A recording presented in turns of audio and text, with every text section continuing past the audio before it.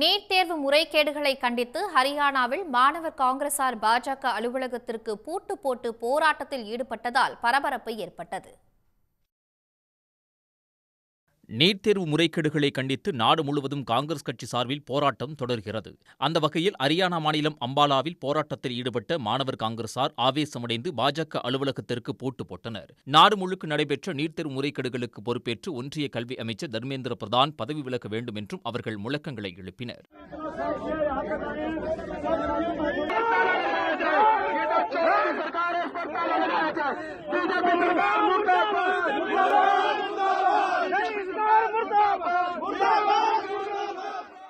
பின்னர் அங்கு வந்த போலீசார் பாஜக அலுவலகத்திற்கு பூட்டு போட்ட மாணவர் காங்கிரசாரை கைது செய்து வேனில் அழைத்துச் சென்றனர். உடனுக்குடன் செய்திகளை தெரிந்து கொள்ள சன் நியூஸ் பெல் ஐகானை கிளிக் பண்ணுங்க.